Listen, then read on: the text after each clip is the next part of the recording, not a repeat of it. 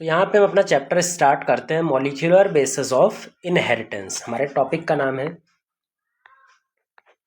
Molecular basis of inheritance. अब बेटा यहाँ पर चैप्टर में दो टर्म्स हैं जो हमें याद रखनी है। पहला तो है इनहेरिटेंस, जिसका मतलब हमने पिछले चैप्टर में ही पढ़ लिया था। इनहेरिटेंस का मतलब होता है किसी भी पेरेंटल कैरेक्टर का ऑफस्प्रिंग में जाना या ऑफस्प्रिंग तक पास होना। कोई भी कैरेक्टर जो तुम्हें अपने पेरेंट्स से मिला है, फादर या मदर से मिला है, तो उस कैरेक्टर का पास होना ही क्या कहलाता है? इनहेरिटेंस। यहाँ पे हमें इनहेरिटेंस का मॉलिक्यूलर बेसिस, कौन सा ऐसा बायोमॉलिक्यूल है हमारे सेल में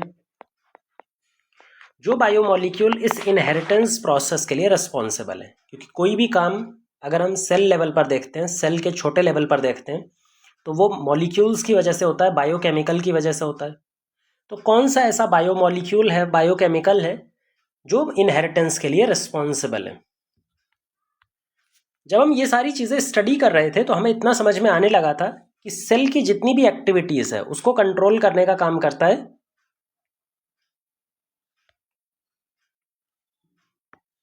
न्यूक्लियस। जब सेल के बारे में स्टडी आगे बढ़ी तो हमें इतना तो समझ में आ गया था कि सेल के अंदर में एक न्यूक्लियस होता है और ये न्यूक्लियस ही सेल की सारी केमिकल एक्टिविटीज़ को कंट्रोल कर रहा होता है। इसका मतलब न्यूक्लियस के अंदर ही कुछ ऐसी चीज़ है जो इनहेरिटेंस को भी करवाती होगी, क्योंकि सारे कैरेक्टर्स तो न्यूक्लियस ही कंट्रोल कर रहा है। इस न्यूक्लियस के अंदर के मटेरियल को डिस्कवर किया था फ्रेडरिक मिशर नाम के एक साइंटिस्ट ने। जब न्यूक्लियस की स्टडी हो रही थी तो फ्रेडरिक मिशर ने न्यूक्लियस के अंदर में मटेरियल, जो भी मटेरियल प्रेजेंट था, उस सारे मटेरियल को डिस्कवर किया, उसको आइडेंटिफाई किया और उसको एक नाम दिया न्यूक्लिन। अब न्यूक्लिन नाम क्यों पड़ा है? क्योंकि न्यूक्लियस में पाया जाता है। न्यूक्लियस ऑर्गेनेल का नाम है और न्यूक्लियस के अंदर जो भी मटेरियल मिला है उसको उन्होंने नाम दे दिया न्यूक्लिन। बाद में ये न्यूक्लिन हमें एसिडिक नेचर का दिखाई पड़ा। जब हमने इसका नेचर चेक किया तो ये नेगेटिवली चार्ज्ड होता है, इसके अंदर का मटेरियल एसिडिक नेचर का होता है। तो इसी न्यूक्लिन का नाम चेंज करके रख दिया गया न्यूक्लिक एसिड।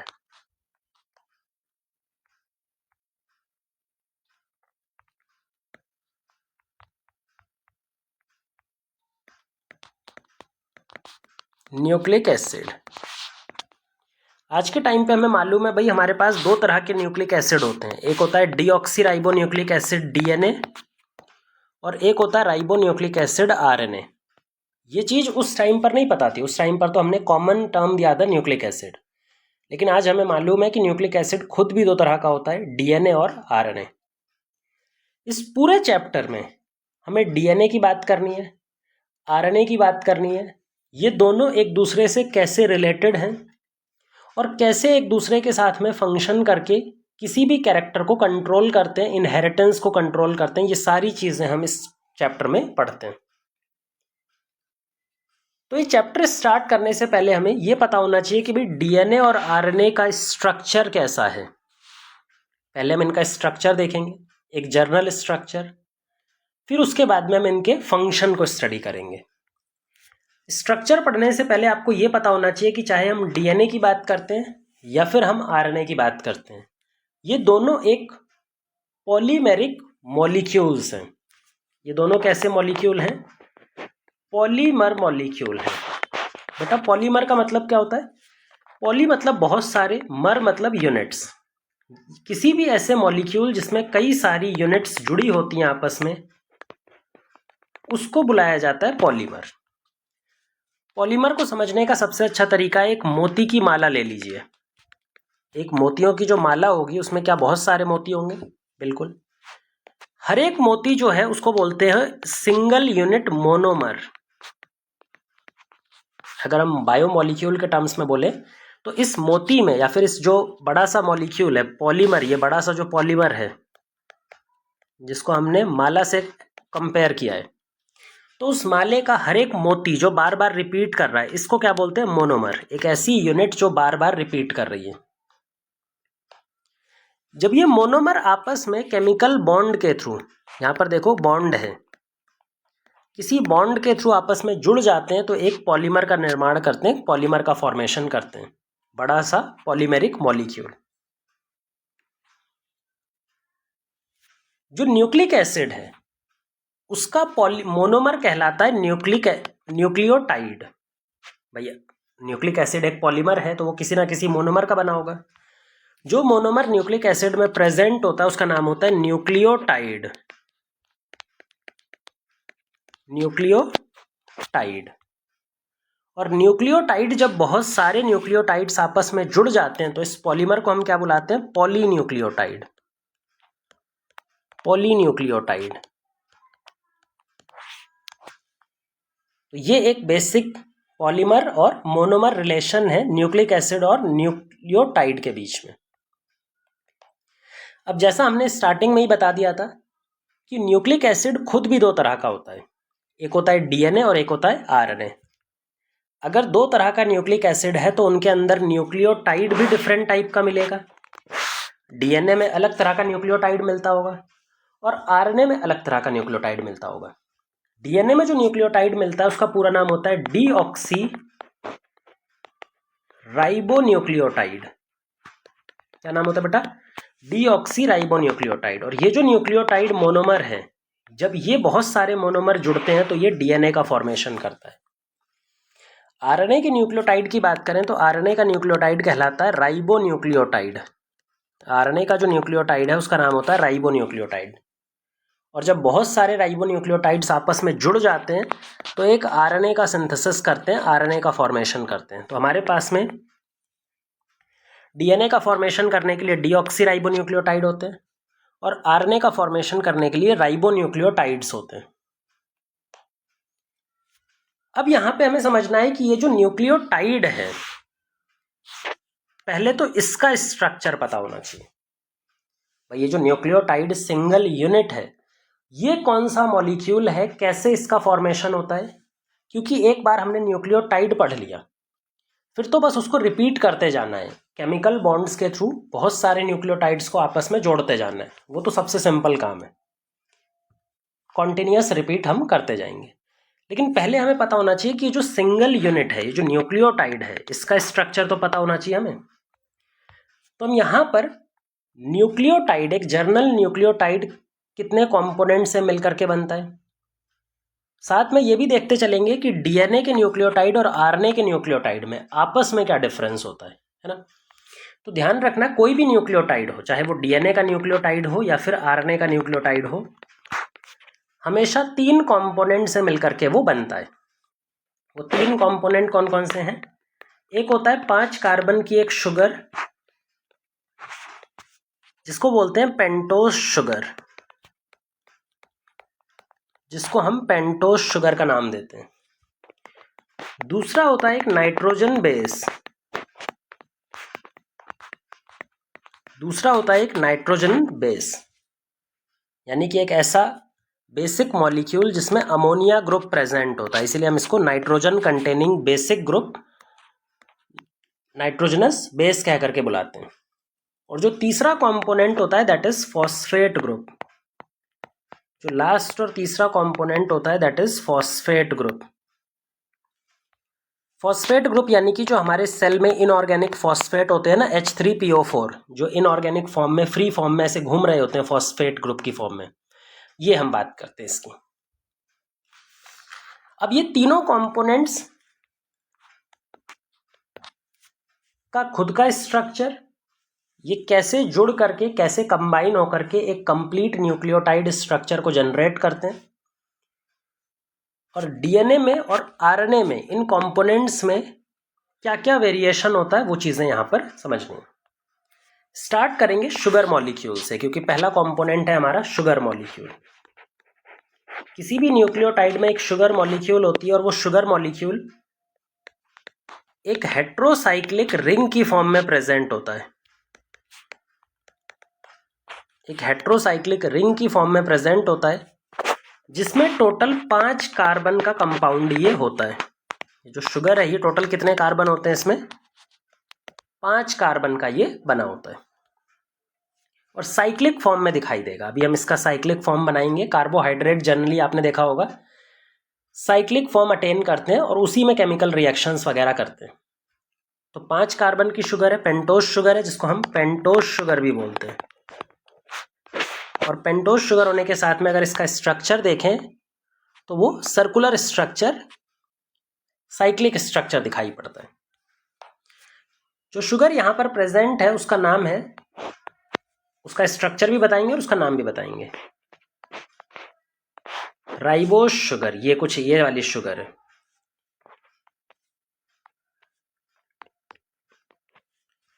जहां पर टोटल कितने कार्बन है? 5 carbon, 1 prime, 2 prime, 3 prime, 4 prime और 5 प्राइम। ये जो प्राइम नंबरिंग होती है ना, ये कार्बोहाइड्रेट की कन्वेंशन है कि हम कार्बोहाइड्रेट में कार्बन का नंबर लिखते टाइम प्राइम लगाते हैं। तो हम 1 नंबर नहीं लिखेंगे, हम 1 प्राइम लिखते हैं, 2 नहीं लिखते, 2 प्राइम लिखते हैं, 3 नहीं लिखते, 3 प्राइम लिखते हैं। तो इस तरह से लिखते हैं। अच्छा, ये जो साइक्लिक ग्रुप है इस शुगर में, जो साइक्लिक फॉर्म है, इस साइक्लिक फॉर्म में ध्यान से देखो, क्या कार्बन के साथ ऑक्सीजन भी इन्वॉल्व है? हाँ, इसीलिए इसको हेट्रोसाइक्लिक कंपाउंड बोला जाता है, जिसमें एक सिंगल एटम इस रिंग का बेस बनाने की बजाय 2 अलग एटम्स इस रिंग का बेस बना रहे हैं, एक तो कार्बन और दूसरा ऑक्सीजन। जितने भी ग्रुप्स बच गए हैं, जितने भी कार्बन्स बच गए, उन सब पे OH ग्रुप लगा दो। यहाँ पर OH ग्रुप, यहाँ पर OH ग्रुप, यहाँ पर OH ग्रुप और यहाँ पे भी OH ग्रुप। कार्बोहाइड्रेट शुगर की ये प्रॉपर्टी होती है कि उसके पास पॉलीहाइड्रोक्सी ग्रुप प्रेजेंट होते हैं, बहुत सारे hydroxy group, OH group present होते हैं। और इस पूरी शुगर का नाम होता है राइबोज शुगर। ये जो पेंटोज शुगर है, 5 कार्बन की शुगर है जो हमने यहाँ पे स्ट्रक्चर बनाया है, इसका नाम है राइबोज शुगर। ये राइबोज शुगर RNA के न्यूक्लियोटाइड में मिलेगी हमें। DNA के न्यूक्लियोटाइड में इसका एक वेरिएंट मिलेगा। DNA का न्यूक्लियोटाइड में इसी राइबोज शुगर में कुछ मॉडिफिकेशन होता है। किस तरह का मॉडिफिकेशन होता है? ये जो OH ग्रुप है, इसमें से ऑक्सीजन बाहर निकल जाएगा। इस OH ग्रुप में से जब ऑक्सीजन बाहर निकल जाएगा तो यहाँ पर बचेगा सिर्फ हाइड्रोजन, और सेकंड प्राइम कार्बन पे एक फ्री हाइड्रोजन ग्रुप दिखाई पड़ेगा। तो ये कुछ ऐसा बन जाएगा जो फाइनल शुगर बनेगी।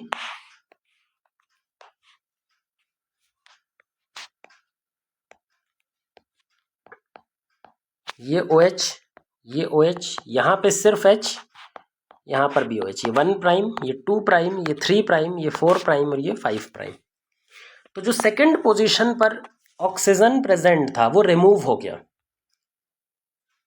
और बाकी स्ट्रक्चर सब सेम रहता है। ऐसी शुगर का नाम होता है डीऑक्सी राइबोज शुगर। ये भी राइबोज शुगर है, लेकिन ये मॉडिफाइड राइबोज शुगर है जिसमें हमने एक ऑक्सीजन एटम को रिमूव कर दिया है। तो इसको अब बुलाया जाता है डीऑक्सी राइबोज शुगर, मतलब ऐसी शुगर जिसमें से हमने ऑक्सीजन एटम को, एक ऑक्सीजन को रिमूव कर लिया है। ये जो डीऑक्सी राइबोज शुगर है ये हमें DNA में देखने को मिलेगी, और जो राइबोज शुगर है वो हमें RNA में देखने को मिलेगी। ठीक है, तो ये डिफरेंस हमें समझना है। शुगर के बाद में दूसरा कंपोनेंट है, बहुत ही इंपॉर्टेंट कंपोनेंट है, नाइट्रोजनस बेस। अगर ये चैप्टर समझ में आना है, आपको सही से पढ़ना है, तो नाइट्रोजनस बेस पे खास ध्यान देना पड़ेगा, क्योंकि नाइट्रोजनस बेस ही वो प्रॉपर्टी है जो DNA को अलग बनाती है। किसी भी 2 DNA में जो डिफरेंस है वो नाइट्रोजनस बेस की वजह से ही आता है। तो नाइट्रोजनस बेस हमें जो दूसरा कंपोनेंट है काफी ढंग से पढ़ना है। इसको नाइट्रोजन कंटेनिंग बेस भी बोला जाता है। क्यों बोलते हैं? क्योंकि ये एक हेट्रोसाइक्लिक फॉर्म में प्रेजेंट होता है। हेट्रोसाइक्लिक मतलब एक ऐसी साइकिल जिसमें कार्बन प्लस नाइट्रोजन इन्वॉल्व होगा, जिसकी बैकबोन कार्बन एटम और नाइट्रोजन एटम मिल करके बनाएंगे। तो जब भी किसी साइकिल में 2 अलग अलग एटम्स या फिर 2 से ज़्यादा अलग अलग एटम्स इन्वॉल्व होते हैं तो उसको हेट्रोसाइक्लिक कंपाउंड बोलते हैं। हेट्रोसाइक्लिक कंपाउंड होने के अलावा वो बेसिक नेचर का होता है, इसीलिए नाइट्रोजनस बेस बोलते हैं। बेसिक नेचर इसलिए क्योंकि इसमें अमोनिया ग्रुप, जो NH2 ग्रुप होता है, बेसिक ग्रुप होता है, ये कई सारे अमोनिया ग्रुप्स उसमें लगे हुए रहते हैं और इसी वजह से इसका नाम है नाइट्रोजनस बेस। ये जो नाइट्रोजनस बेस है इसको हम दो कैटेगरी में डिवाइड करते हैं। एक प्यूरीन बेस्ड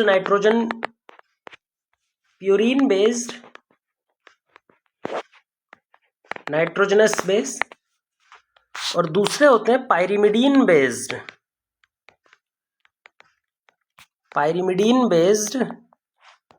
नाइट्रोजनस बेस। तो दो तरह के नाइट्रोजनस बेस आ जाते हैं। कुछ ऐसे जिनके अंदर प्यूरीन रिंग प्रेजेंट होती है, तो जिन भी नाइट्रोजनस बेस में प्यूरीन रिंग प्रेजेंट होगी उनको बुलाया जाता है प्यूरीन नाइट्रोजनस बेस, और जिनके भी अंदर प्यूरीन ना प्रेजेंट होकर के पायरिमिडीन रिंग प्रेजेंट होगी उनको बुलाया जाएगा पायरिमिडीन नाइट्रोजनस बेस। ये जो प्यूरीन और पायरिमिडीन है ना, ये बेसिकली एक स्केलेटल रिंग सिस्टम है, एक ऐसा रिंग सिस्टम जिसमें हम कुछ मॉडिफिकेशन करते हैं और मॉडिफिकेशन करके नाइट्रोजनस बेस बनाते हैं। तो दो डिफरेंट टाइप का स्केलेटल रिंग होती है, एक होती है प्यूरीन रिंग और एक होती है पायरिमिडीन रिंग। अगर नाइट्रोजनस बेस के अंदर प्यूरीन रिंग प्रेजेंट है और उसी प्यूरीन रिंग में कुछ मॉडिफिकेशन करके हमने नाइट्रोजनस बेस बनाया है, तो ऐसे नाइट्रोजनस बेस कहलाते हैं प्यूरीन डेरिवेटिव या फिर प्यूरीन बेस्ड नाइट्रोजनस बेसेस। और अगर हमारे किसी नाइट्रोजनस बेस के अंदर पायरिमिडीन रिंग है तो उसको हम पायरिमिडीन बेस्ड नाइट्रोजनस सिस्टम बुलाते हैं। तो पहले हमें पता होना चाहिए कि भाई ये प्यूरीन रिंग क्या है, पायरिमिडीन रिंग क्या है। जब एक बार प्यूरीन रिंग पायरिमिडीन रिंग समझ में आ जाएगा तो उसके बाद उनमें किस तरह का मॉडिफिकेशन करना है, कौन सा ग्रुप ऐड करके हम किस तरह का नाइट्रोजन बेस बनाने वाले हैं वो भी समझ में आ जाएगा। पायरिमिडीन रिंग की बात करें तो पायरिमिडीन रिंग एक 6 मेंबर रिंग है जिसमें 2 नाइट्रोजन होते हैं और 4 कार्बन होते हैं। ये 2 नाइट्रोजन है और 4 कार्बन है। इनकी नंबरिंग करते टाइम हम सबसे पहली नंबरिंग इस वाले नाइट्रोजन को देते हैं, फिर साइक्लिक फॉर्म में 6 नंबरिंग इस तरह से कर देते हैं। तो ये साइक्लिक फॉर्म में हमने नंबरिंग कर दी। इस नाइट्रोजनस रिंग में ये जो पायरिमिडीन रिंग है इसकी कैरेक्टरिस्टिक प्रॉपर्टी होती है कि यहाँ पर alternate single double bond present होते हैं। जैसे आपने बेंजीन में पढ़ा होगा ऑर्गेनिक केमिस्ट्री में, ऑल्टरनेटिवली सिंगल डबल बॉन्ड, और ये सिंगल डबल बॉन्ड होने की वजह से एरोमेटिक प्रॉपर्टी शो करता है। ऑर्गेनिक केमिस्ट्री में आपने देखा ही होगा कि कोई भी ऐसी रिंग जिसमें ऑल्टरनेट सिंगल डबल बॉन्ड देखने को मिले वो एरोमेटिक नेचर शो करती है और नेचर में प्लेनर होती है, चपटी होती है, 2 डायमेंशनल। ये बहुत इंपॉर्टेंट है, जब हम डीएनए स्ट्रक्चर पढ़ेंगे तो वहाँ पे इन नाइट्रोजनस बेस का प्लेनर नेचर काफ़ी काम आने वाला है। तो आपको पता होना चाहिए कि एरोमेटिक रिंग्स हमेशा प्लेनर होती हैं, चपटी होती हैं। ये तो बात हो गई प्यूरीन पायरिमिडीन रिंग की, जहाँ पे एक सिंगल रिंग है। लेकिन अगर हम प्यूरीन की बात करें तो प्यूरीन में एक सिंगल रिंग नहीं होती, प्यूरीन में 2 रिंग फ्यूज्ड होती हैं आपस में, जिसमें से एक पायरिमिडीन रिंग होती है, जो रिंग हम अभी पढ़ रहे हैं वही पायरिमिडीन रिंग। पायरिमिडीन रिंग के अलावा दूसरी रिंग होती है इमिडाजोल रिंग, कुछ इस तरह की।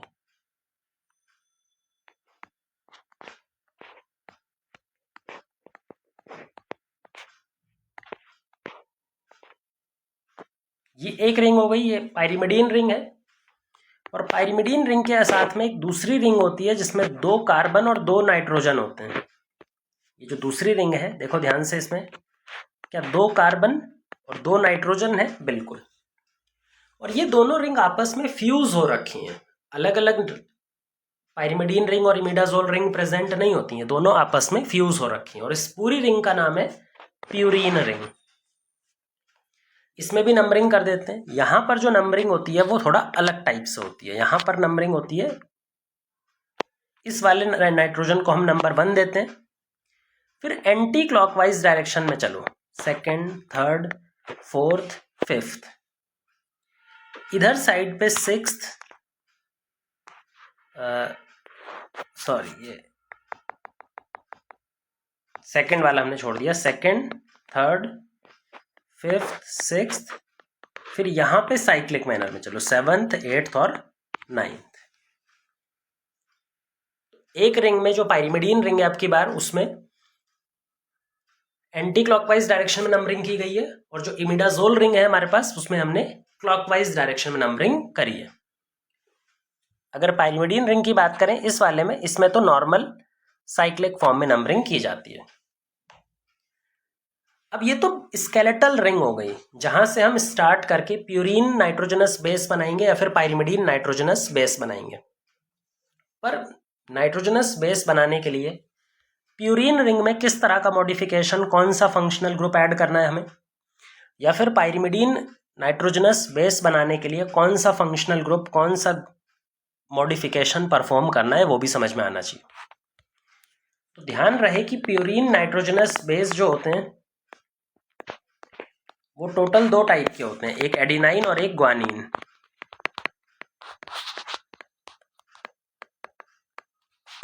एक एडिनाइन और एक ग्वानिन, ये दोनों ही प्यूरीन डेरिवेटिव है, मतलब प्यूरीन बेसिक रिंग होगी और उसी में कुछ मॉडिफिकेशन करके हम एडिनाइन बनाएंगे और उसी प्यूरीन रिंग में कुछ मॉडिफिकेशन करके हम ग्वानिन बनाएंगे। प्यूरीन का स्ट्रक्चर देखते हैं और ग्वानिन का स्ट्रक्चर। प्यूरीन के स्ट्रक्चर में कुछ इस तरह का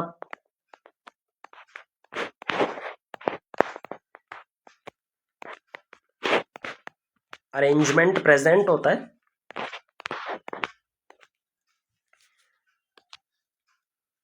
जहां पे यहां सिर्फ एक NH2 ग्रुप होता है, दिस इज एडिनाइन।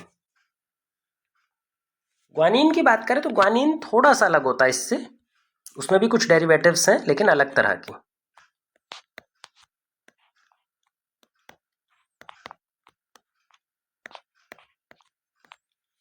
ग्वानिन में यहां पर डबल बॉन्ड O रहता है और यहां पे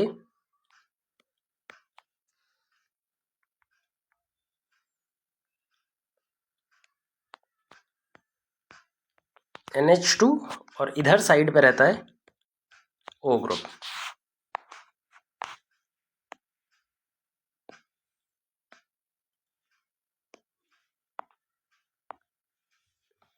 तो ये हो गया ग्वानिन।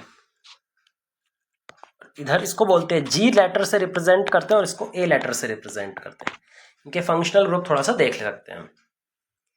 अब बात करते हैं प्यूरीन की, पाइरिमिडीन की। प्यूरीन की तो बात हो गई, 2 ही तरह के होते हैं।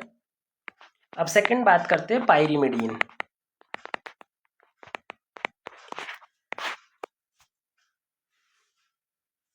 पाइरिमिडीन ऐसे नाइट्रोजनस बेस हैं जिनको हमने कहां से डराइव किया है, पाइरिमिडीन रिंग सिस्टम से। पाइरिमिडीन टोटल 3 तरह के होते हैं। एक होता है साइटोसिन, यूरासिल, और यूरासिल का ही एक भाई होता है, हम कई बार उसको यूरासिल का मॉडिफिकेशन ही मानते हैं, अलग से नहीं मानते, थाइमीन।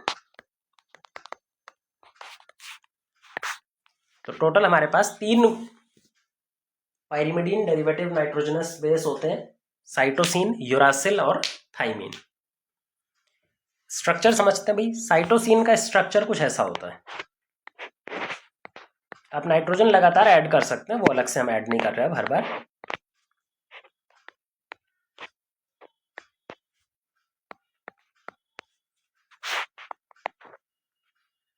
ये वाला,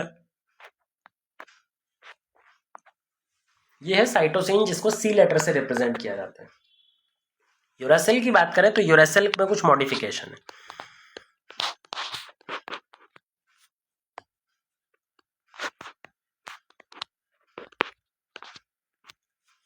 यूरासिल के अंदर यहां पर NH2 ग्रुप प्रेजेंट होता है और इस तरफ पे सेम ऑक्सीजन ग्रुप लगा रहता है। तो उस साइड से तो NH2 ग्रुप प्रेजेंट है, लेकिन इस तरफ से O ग्रुप प्रेजेंट है। यूरासिल का ही एक मॉडिफाइड वर्जन होता है जिसको हम बोलते हैं 5 मिथाइल यूरासिल। 5 methyl uracil.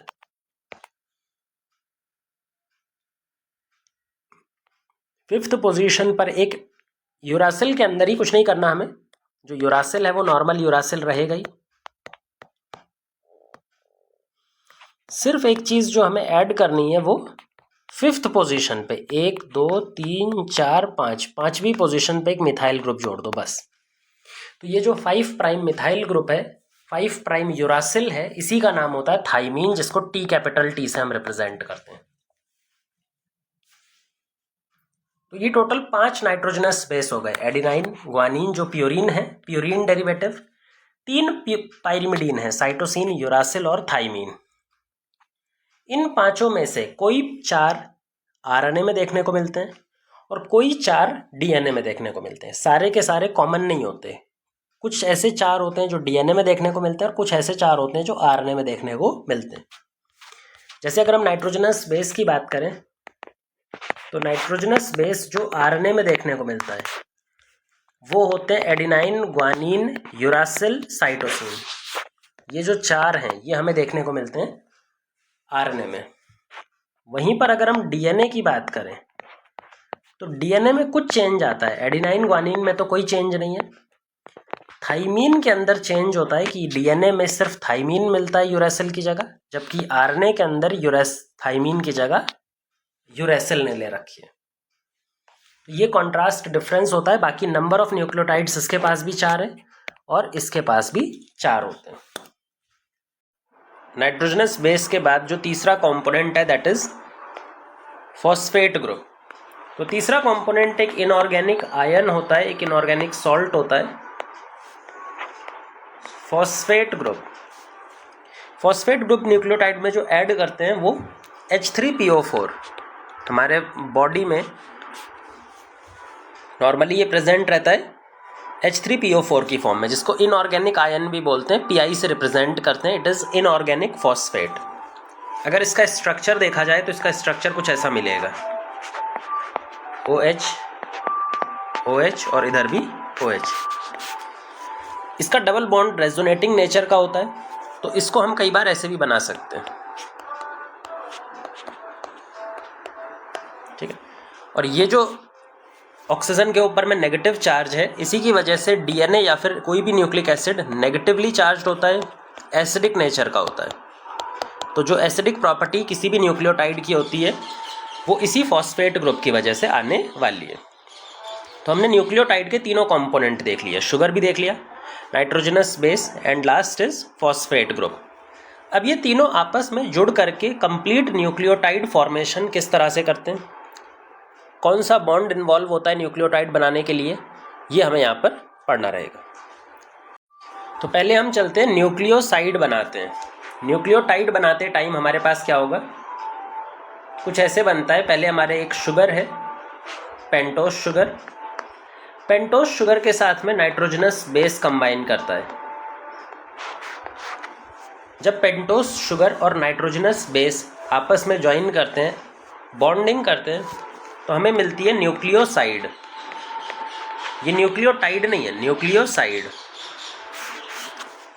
फिर जब इस न्यूक्लियोसाइड के अंदर में हम फॉस्फेट ग्रुप जोड़ देते हैं तो हमारे पास में मिलता है न्यूक्लियोटाइड। तब हमारे पास में मिलता है न्यूक्लियोटाइड। तो 2 स्टेप में न्यूक्लियोटाइड फॉर्मेशन होता है। पहले फॉर्मेशन होता है न्यूक्लियोसाइड का, जिसमें शुगर प्लस नाइट्रोजनस बेस होते हैं, फॉस्फेट ग्रुप नहीं होता। क्योंकि फॉस्फेट ग्रुप नहीं होता तो न्यूक्लियोसाइड एसिडिक नेचर का भी नहीं होता, इसका एसिडिक नेचर नहीं होता। लेकिन एक बार जब इसके साथ फॉस्फेट ग्रुप जुड़ जाता है, एसिडिक ग्रुप जुड़ जाता है, तब ये बन जाता है न्यूक्लियोटाइड। पहले हमें ये पढ़ना है इसकी बॉन्डिंग किस तरह से होगी, कौन सा यहाँ पर बॉन्ड इन्वॉल्व है, कौन सा मैकेनिज्म इन्वॉल्व है, फिर उसके बाद में हमें ये बनाना है। तो पहले हम देखते हैं न्यूक्लियोसाइड फॉर्मेशन। न्यूक्लियोसाइड बनाने के लिए जो बॉन्ड इन्वॉल्व होता है, शुगर और नाइट्रोजनस बेस के बीच में जो बॉन्ड इन्वॉल्व होता है दैट बॉन्ड इज, यहाँ पे एक जर्नल शुगर ले लेते हैं,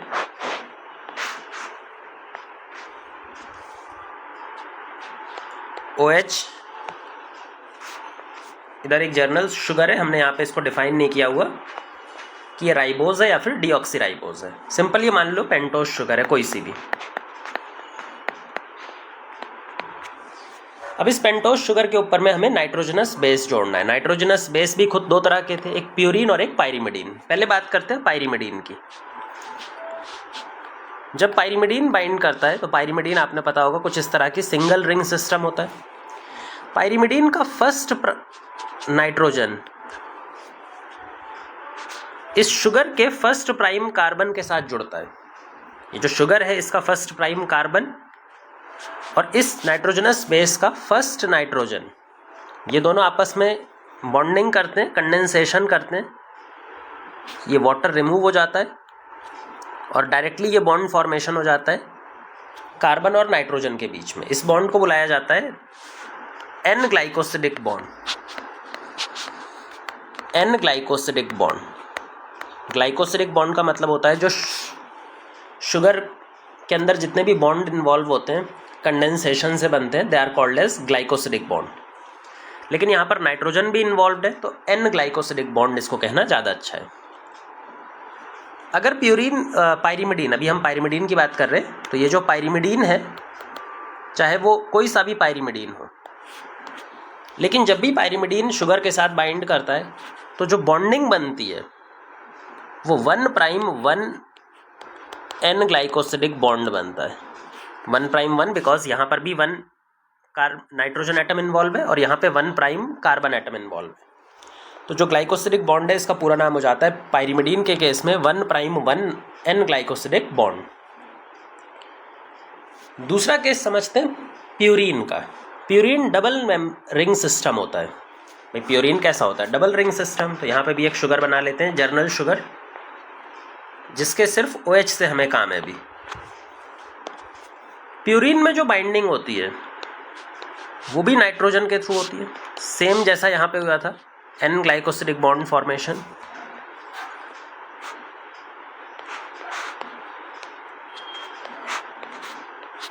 ये एन ग्लाइकोसिडिक बॉन्ड फॉर्मेशन, पर जो नंबरिंग यहाँ पर सिस्टम है वो तो अलग होता है। इसको हम नंबर 1 देते हैं, 2 3 4 5 6 7 8 9। इस बार ये फर्स्ट प्राइम कार्बन है और ये 9th नाइट्रोजन है। इनके बीच में कंडेंसेशन होता है, वाटर रिमूव हो जाता है और वाटर रिमूव होकर एन ग्लाइकोसिडिक बॉन्ड बनता है बिटवीन नाइट्रोजन एंड कार्बन। पर यहाँ पर जो एन ग्लाइकोसिडिक बॉन्ड है, क्या वो 1' 9 एन ग्लाइकोसिडिक बॉन्ड है? बिल्कुल। तो दोनों में एन ग्लाइकोसिडिक बॉन्ड बनता है, चाहे वो प्यूरिन की बात करें चाहे पायरिमिडीन की बात करें। पर जो type of nitrogen N glycosidic bond बनता है, किन एटम्स के बीच में वो बन रहा है, वो डिफरेंट होता है दोनों केसेस में। तो यहाँ पे हमने जर्नल प्यूरिन कैसे न्यूक्लियोसाइड बनाएगा, पायरिमिडीन किस बॉन्ड से न्यूक्लियोसाइड बनाएगा, ये समझ लिया। अब हम चलते हैं डिफरेंट टाइप के पायरिमिडीन से जो न्यूक्लियोसाइड बनने वाले हैं उनके नाम क्या होते हैं, उनको कैसे हम नेम देते हैं। तो पहले यहाँ पर लिखते हैं हम राइबोज शुगर है अगर, तो ये राइबोज शुगर है, तो यहाँ पे होगा कुछ ये OH और हमारा सबसे इम्पॉर्टेंट ग्रुप OH। अगर ये राइबोज शुगर है तो इसके साथ में प्यूरिन नाइट्रोजनस बेस भी जुड़ सकते हैं, न्यूक्लियोसाइड बना सकते हैं। पायरिमिडीन न्यूक्लियोटाइड नाइट्रोजनस बेस जुड़कर भी न्यूक्लियोसाइड बना सकते हैं। तो उन दोनों चारों के अलग अलग नाम होंगे। अगर पायरिमिडीन जुड़ता है, पायरिमिडीन दो तरह का होता है जो RNA में पाया जाता है, एक होता है यूरेसिल और एक होता है साइटोसिन। अगर यूरेसिल जुड़ करके राइबोज शुगर से जुड़ रहा है तो जो न्यूक्लियोसाइड हमें मिलने वाला है उसका नाम होगा यूरिडीन। यूरिडीन। अगर साइटोसिन जुड़ेगा तो साइटिडीन।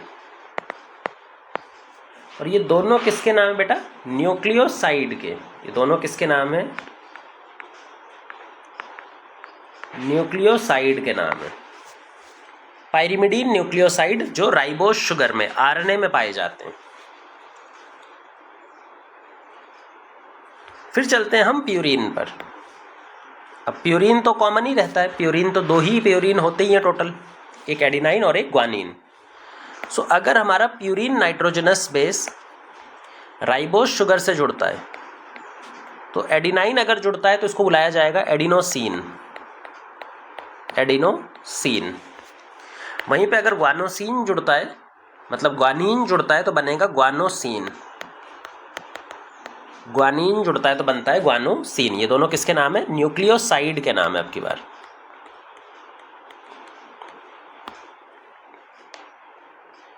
वो भी आरएनए के न्यूक्लियोसाइड, क्योंकि ये राइबोस शुगर से जुड़े हो। राइबोस शुगर आरएनए के न्यूक्लियोटाइड में मिलता है। तो जितने भी न्यूक्लियोसाइड हैं ये आपको आरएनए में दिखाई देंगे, आरएनए के न्यूक्लियोटाइड का कंपोजिशन होते हैं। ध्यान से देखो, अगर आपको पहचानना हो कि कौन सा ऐसा नेम है जो न्यूक्लियोसाइड को रिप्रेजेंट कर रहा है, तो पाइरिमिडीन जहाँ पर भी हो तो यहाँ पे सफिक्स लगता है डाइन, चाहे यूरिडीन की बात करें, साइटिडीन की बात करें। प्यूरिन की बात करें तो यहाँ पे सफिक्स लगता है साइन, एडिनोसिन, ग्वानोसिन। तो ये कुछ सफिक्स हैं जिनसे हम पहचान पाएंगे कि कौन सा न्यूक्लियोसाइड हमें दिया गया है। ये आरएनए की बात हो गई। आरएनए के बाद हम डीऑक्सीराइबोज ग्रुप पर चलते हैं। अगर शुगर यहाँ पे राइबोस शुगर ना होकर के कौन सी शुगर होती? डीऑक्सीराइबोज शुगर, यानी कि डीएनए वाली शुगर, तो यहाँ पे H ग्रुप होता। सेकंड प्राइम पोजीशन पर एक OH ग्रुप हटा करके H ग्रुप ऐड कर दिया जाता है, बाकी सब कुछ तो सेम ही रहता है। और यहाँ पे हमारा OH group first prime carbon.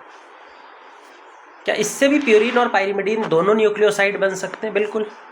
Purine nitrogenous base जुड़ेगा तो प्यूरिन न्यूक्लियोसाइड बनेगा, और पाइरिमिडीन जुड़ेगा तो पाइरिमिडीन नाइट्रोजनस न्यूक्लियोसाइड बनेगा। पहले बात करते हैं पाइरिमिडीन की। अगर तो डीऑक्सी राइबोस शुगर से पाइरिमिडीन जुड़ता है, पाइरिमिडीन कौन कौन सा हो सकता है? थाइमीन और साइटोसिन। डीएनए में यूरेसिल की जगह थाइमीन प्रेजेंट होता है।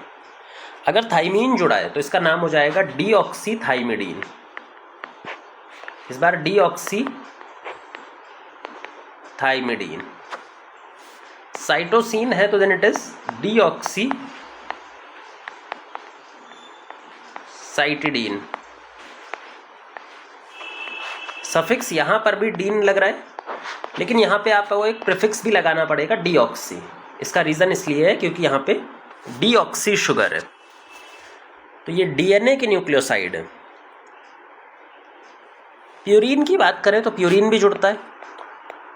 अगर प्यूरिन नाइट्रोजनस बेस जुड़ा है तो एडिनाइन हो सकता है या फिर ग्वानिन। अब इसमें तो डीएनए और आरएनए में दोनों में चेंज होता नहीं है। डीएनए में भी एडिनाइन ग्वानिन होते हैं प्यूरिन के नाम पर, और आरएनए में भी एडिनाइन और ग्वानिन होते हैं प्यूरिन के बिहाफ पर। अगर एडिनाइन जुड़ता है तो इसको बुलाया जाएगा डीऑक्सी एडिनोसिन, डीऑक्सी एडिनोसिन। अगर ग्वानिन जुड़ता है तो इसको बुलाया जाएगा डीऑक्सी ग्वानोसिन। फिर से अगर हम सफिक्स की बात करें तो प्यूरिन के लिए जो सफिक्स यूज हो रहा है दैट इज सीन, पर यहाँ पर एक प्रीफिक्स भी यूज करना पड़ेगा डीऑक्सी, क्योंकि ये डीएनए का पार्ट है। तो ये दिखाने के लिए हमें प्रीफिक्स भी यूज करना पड़ता है, और सफिक्स तो सेम है, चाहे वो राइबोस ग्रुप की बात हो चाहे डीऑक्सी राइबोस ग्रुप की बात हो। तो इससे हम पहचान सकते हैं कि कौन सा न्यूक्लियोसाइड है सीन और डीन से, और प्रीफिक्स से हम पहचानते हैं कि ये आरएनए का न्यूक्लियोसाइड है या फिर डीएनए का न्यूक्लियोसाइड है। ठीक है, तो ये बिल्कुल आपको ध्यान रखना है, ये सफिक्स और प्रीफिक्स से ही हम पहचानेंगे। ये ट्रिक होती है, डायरेक्ट इजीली आप पहचान पाओगे। अब ये न्यूक्लियोसाइड तो हमने बना लिया। न्यूक्लियोसाइड के बाद हमें बनाना है न्यूक्लियोटाइड। न्यूक्लियोटाइड बनेगा न्यूक्लियोसाइड से जब न्यूक्लियोसाइड के साथ में फॉस्फेट ग्रुप और ऐड हो जाए। इनऑर्गेनिक फॉस्फेट ग्रुप जब ऐड हो जाएगा तो हमारे पास मिलेगा न्यूक्लियोटाइड, फाइनल मोनोमर। और यही मोनोमर आगे चल के कंबाइन होगा, एक दूसरे के साथ जुड़ करके पॉलीन्यूक्लियोटाइड बनाएंगे। तो पहले एक जर्नल न्यूक्लियोटाइड का स्ट्रक्चर देखते हैं, जैसे हमने जर्नल न्यूक्लियोसाइड का स्ट्रक्चर देखा था। एक न्यूक्लियोसाइड बना लेते हैं, जर्नल टाइप का न्यूक्लियोसाइड। ये राइबोज पेंटोज शुगर है, 5 कार्बन की शुगर, चाहे राइबोज हो सकती है या फिर डीऑक्सीराइबोज हो सकती है। इसके फर्स्ट प्राइम पोजीशन पर नाइट्रोजनस बेस जुड़ा हुआ है। फर्स्ट प्राइम पोजीशन पर नाइट्रोजनस बेस जुड़ा है, मतलब ये न्यूक्लियोसाइड है। हमें अब की बार फर्स्ट प्राइम पोजीशन से काम नहीं है, हमें अब की बार काम है 5th प्राइम कार्बन से, उसके OH ग्रुप से। जो 5th प्राइम पोजीशन पर CH2 ग्रुप है जिसके साथ हाइड्रोक्सी ग्रुप जुड़ा हुआ है, ये हमारे काम का है इस बार। ये वाला OH ग्रुप एल्कोहलिक ग्रुप को रिप्रेजेंट कर रहा है। ये कौन सा ग्रुप है? एल्कोहलिक ग्रुप है। ऑर्गेनिक केमिस्ट्री में तुमने पढ़ा होगा, OH को हम एल्कोहल ग्रुप मानते हैं, हाइड्रोक्सी ग्रुप मानते हैं।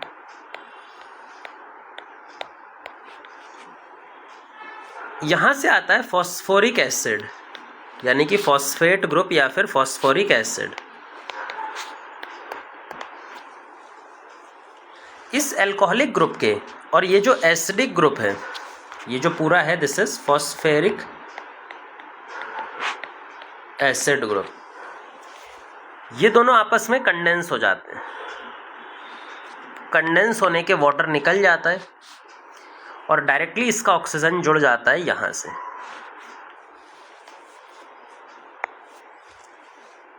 फाइनली जो ये बॉन्ड बनता है, दिस बॉन्ड को हम बुलाया जाता है फॉस्फो ईस्टर बॉन्ड। ये जो बॉन्ड बना है इसको हम क्या बुलाते हैं बेटा? Phospho ester bond. ईस्टर का मतलब ही होता है एसिड और अल्कोहल के बीच में जब कंडेंसेशन होता है, एसिडिक ग्रुप और अल्कोहलिक ग्रुप के बीच में कंडेंसेशन होने की वजह से ईस्टर बनता है। और क्योंकि फॉस्फोरिक एसिड इन्वॉल्व है तो फॉस्फो ईस्टर इसका ज़्यादा अच्छा नाम है। तो यहाँ पे फॉस्फो ईस्टर बॉन्ड बन गया। जैसे ही फॉस्फो ईस्टर बॉन्ड बना तो अब ये जो ग्रुप हमको मिला है, ये जो पूरा हमको ये मॉलिक्यूल मिल रहा है, इस मॉलिक्यूल का नाम हो जाएगा मोनोफॉस्फेट न्यूक्लियोटाइड, या फिर हम बोल सकते हैं न्यूक्लियो साइड मोनोफॉस्फेट। और फॉस्फेट ग्रुप जुड़ते ही इस पूरे को क्या बोलोगे? न्यूक्लियोटाइड। अब क्या बोलेंगे इसको? न्यूक्लियोटाइड।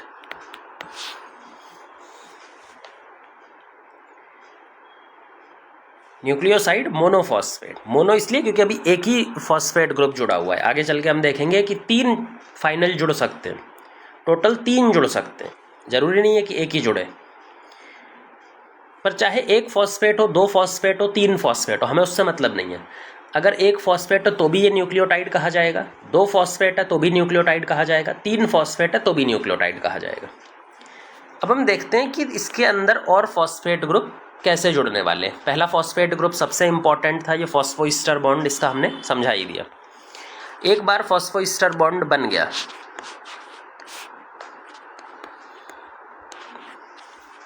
इधर से, फॉस्फोईस्टर बॉन्ड बन गया तो हमें कुछ ही इस तरह का मॉलिक्यूल मिलेगा।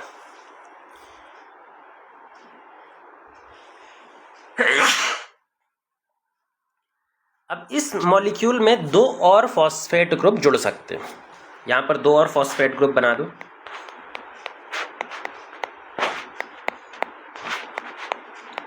एक OH ग्रुप इधर से, एक OH ग्रुप ये वाला। ये एक फॉस्फेट ग्रुप है, ये एक नया फॉस्फेट ग्रुप है, एक पहले से ऐड हो रखा है। अब समझना बॉन्ड कैसे बनेगा। क्या ये भी एक फॉस्फोरिक एसिड है? क्या ये भी एक फॉस्फोरिक एसिड है? और क्या ये भी एक फॉस्फोरिक एसिड है? अब की बार जो बॉन्डिंग होने वाली है वो 2 एसिड के बीच में बॉन्डिंग होगी। जब भी 2 एसिड के बीच में बॉन्डिंग होती है तो यहाँ से भी वाटर रिलीज हो जाता है, यहाँ से भी वाटर रिलीज हो जाएगा और डायरेक्टली ये वाला ग्रुप इसके ऑक्सीजन से जुड़ जाएगा, ये वाला इस तरह से जुड़ जाएगा। दो एसिड के बीच में कंडेंसेशन रिएक्शन होती है तो बॉन्ड बनता है, ये जो बॉन्ड है वो कहलाएगा एनहाइड्राइड बॉन्ड। अब की बार फॉस्फोईस्टर बॉन्ड नहीं बनाना, ये दोनों जो बॉन्ड बन रहे हैं दीज आर एनहाइड्राइड बॉन्ड। पहला वाला बॉन्ड फॉस्फोईस्टर बॉन्ड था, ये वाला फॉस्फोईस्टर बॉन्ड, लेकिन जो बाकी दो फॉस्फेट जुड़े हैं वो एनहाइड्राइड बॉन्ड से जुड़े हुए हैं। काफ़ी इंपॉर्टेंट है ये डिफरेंस याद करना, क्योंकि इसी की वजह से हमारे पास जितनी भी एनर्जी कैलकुलेशन चलती है हमारी बॉडी में, जितनी भी एनर्जी रिक्वायरमेंट है वो इसी एनहाइड्राइड बॉन्ड के थ्रू फुलफिल होती है। Anhydride bond energy rich bond होते हैं, मतलब इनको तोड़ने पे एनर्जी मिलेगी। अगर इनको तोड़ेंगे तो हमें एनर्जी ऑब्टेन में होगी, अगर हम इनको ब्रेक करते हैं तो। पर फॉस्फोईस्टर बॉन्ड के साथ ये केस नहीं है, अगर हम इसको ब्रेक करेंगे तो उल्टा एनर्जी लगेगी, तो एनर्जी यूज करनी पड़ेगी। फॉस्फोईस्टर बॉन्ड अलग होता है एनर्जी कैलकुलेशन में, और एनहाइड्राइड बॉन्ड बिल्कुल अपोजिट होता है एनर्जी कैलकुलेशन में। क्या अब हमें यहाँ पे टोटल 3 फॉस्फेट ग्रुप दिख रहे हैं? इन तीनों का नाम भी दिया जाता है ऑर्गेनिक केमिस्ट्री के जैसा ही। सबसे पहले वाले को अल्फा, दूसरे वाले को बीटा और तीसरे वाले को गामा फॉस्फेट कहते हैं। और नेमिंग करते टाइम हम न्यूक्लियोटाइड के आगे मोनोफॉस्फेट, डाईफॉस्फेट और ट्राईफॉस्फेट लगाते हैं। जैसे अगर ये वाला ग्रुप है तो इसको बुलाया जाएगा मोनोफॉस्फेट, न्यूक्लियोसाइड मोनोफॉस्फेट। अगर इतना होता तो हम बोलते इसको न्यूक्लियोसाइड डाईफॉस्फेट, न्यूक्लियोसाइड डाईफॉस्फेट। अगर ये टोटल होता तो इसको बोलते न्यूक्लियोसाइड ट्राईफॉस्फेट। क्या ये तीनों ही न्यूक्लियोटाइड कहलाएंगे? बिल्कुल, चाहे मोनोफॉस्फेट हो तो भी न्यूक्लियोटाइड कहलाया जाएगा,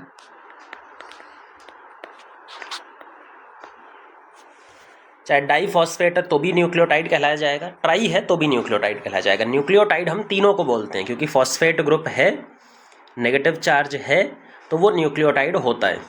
फ़र्क सिर्फ इतना होता है कि मोनोफॉस्फेट है, डाईफॉस्फेट है, ट्राईफॉस्फेट है, और ये इंटरचेंजेबल होते हैं, लगातार चेंज होते रहते हैं। मोनोफॉस्फेट डाईफॉस्फेट बन सकता है, ट्राईफॉस्फेट बन सकता है, ट्राईफॉस्फेट चेंज होके डाईफॉस्फेट और मोनोफॉस्फेट न्यूक्लियोसाइड बन सकता है।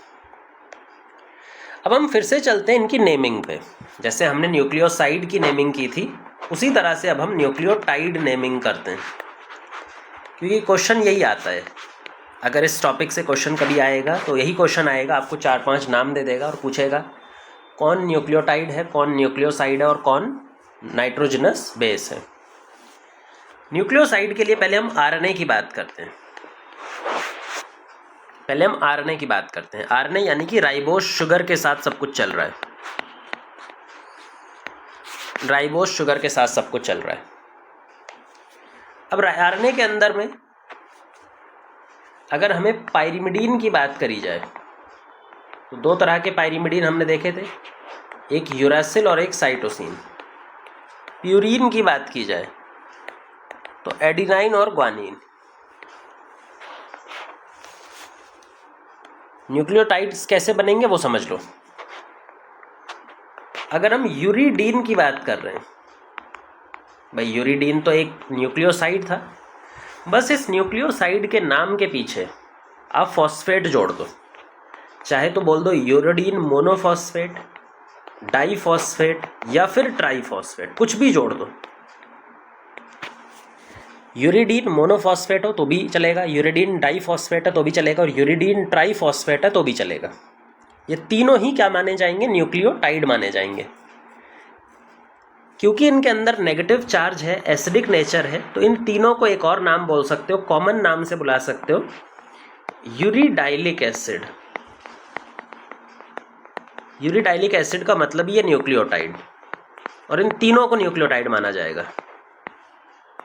किसी को भी आप यूरिडाइलिक एसिड बोल सकते हो, चाहे यूरिडीन मोनोफॉस्फेट हो, यूरिडीन डाईफॉस्फेट हो, यूरिडीन ट्राईफॉस्फेट हो। पायरिमिडीन दूसरे टाइप का जो आरएनए में पाया जाता है, दैट इज साइटोसिन। अब साइटोसिन के थ्रू न्यूक्लियोसाइड क्या बना था, साइटिडीन। न्यूक्लियोसाइड क्या बना था बेटा, साइटिडीन। साइटिडीन के पीछे मोनोफॉस्फेट लगा दो, डाईफॉस्फेट लगा दो या फिर ट्राईफॉस्फेट लगा दो, तीनों को ही हम न्यूक्लियोटाइड मानेंगे। ये तीनों ही क्या कहलाएंगे, न्यूक्लियोटाइड। तीनों एसिडिक नेचर के हैं, न्यूक्लियोटाइड नेचर के हैं। क्योंकि तीनों न्यूक्लियोटाइड हैं तो इसको हम साइटिडाइलिक एसिड भी बोलेंगे। साइटिडाइलिक एसिड का मतलब ही है न्यूक्लियोटाइड। तो किसी को भी साइटिडाइलिक एसिड बोल सकते हो तुम। Cytidine monophosphate is also cytidylic acid, cytidine diphosphate is also cytidylic acid, cytidine triphosphate is also cytidylic acid. ये तो पायरिमिडीन्स की बात हो गई। प्यूरिन की बात करें जो आरएनए में मिलते हैं, they are adenine and guanine. अब एडिनाइन और ग्वानिन के लिए हमारे पास फिर से यही है, अब पूरा नहीं लिखेंगे हम, एडिनोसिन मोनो डाई और ट्राईफॉस्फेट या फिर एडिनाइलिक एसिड। एडिनाइलिक एसिड तो आपको पता लग जाना चाहिए कि ये सफिक्स से बिल्कुल पता लग जाना चाहिए कि ये न्यूक्लियोटाइड है। न्यूक्लियोटाइड में भी कौन सा, मोनोफॉस्फेट, डाईफॉस्फेट या ट्राईफॉस्फेट। दूसरा लेंगे हम ग्वानिन। ग्वानिन दूसरे टाइप का प्यूरिन न्यूक्लियोटाइड है, न्यूक्लियोसाइड है। ग्वानिन से क्या बनता है, ग्वानोसिन।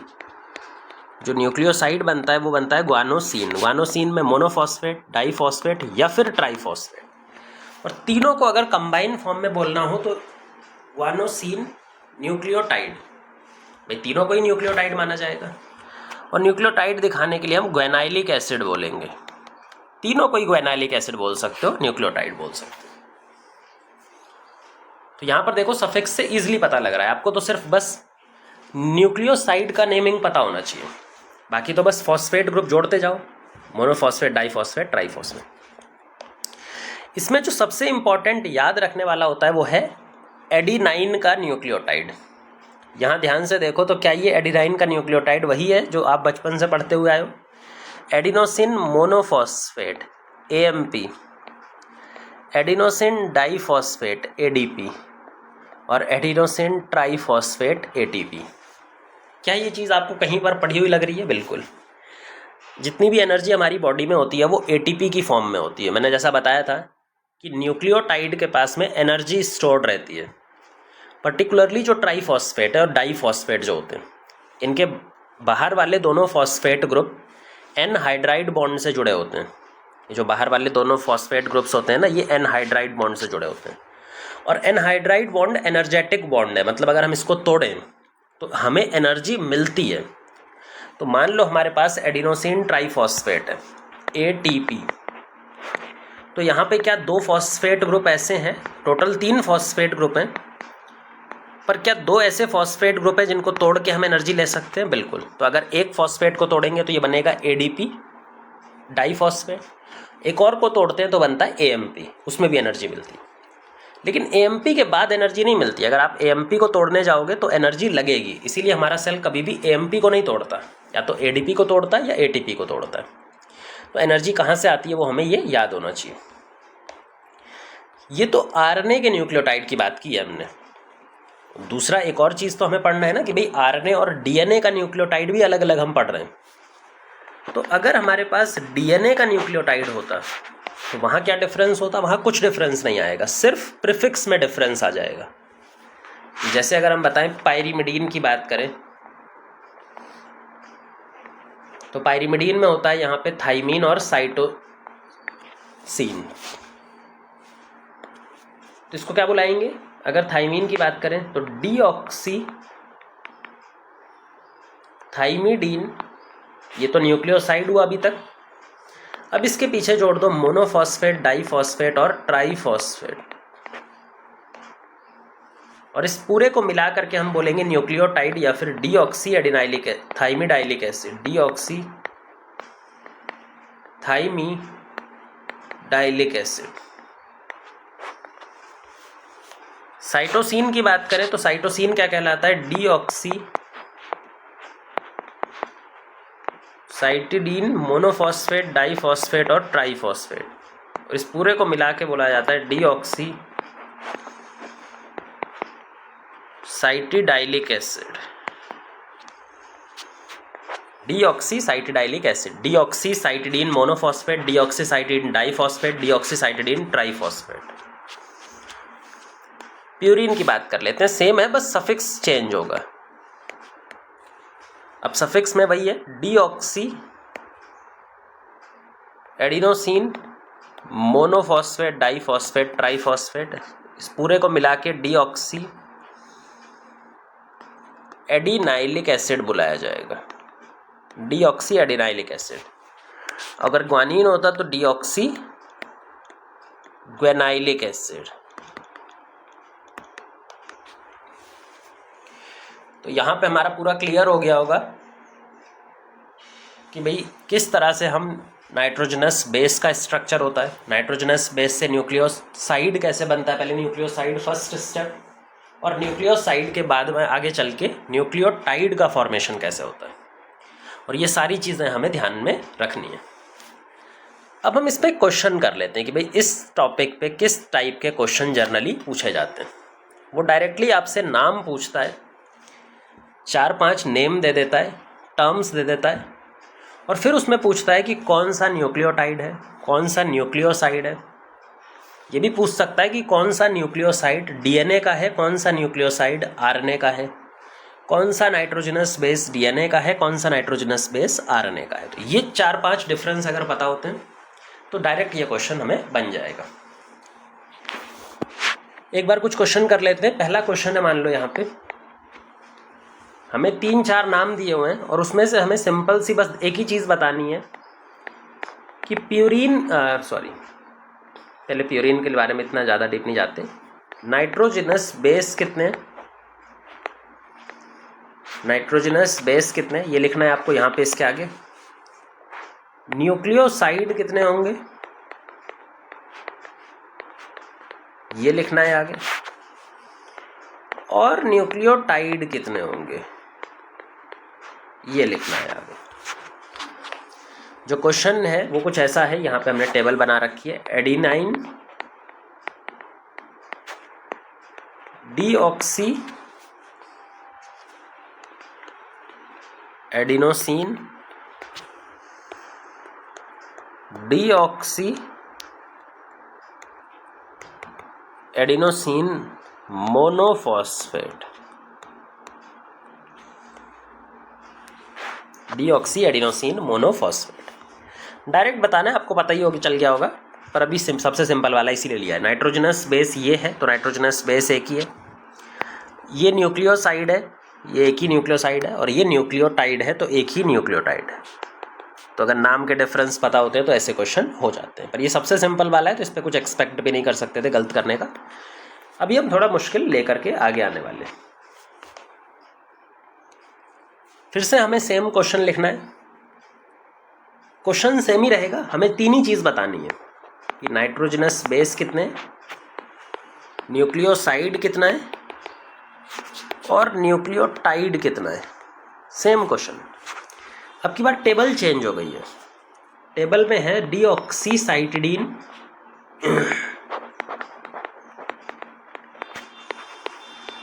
यूरासिल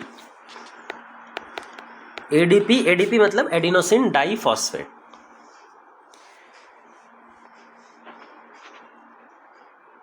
साइटोसिन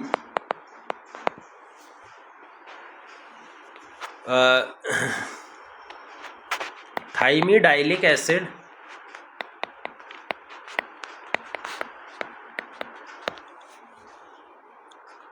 फिर है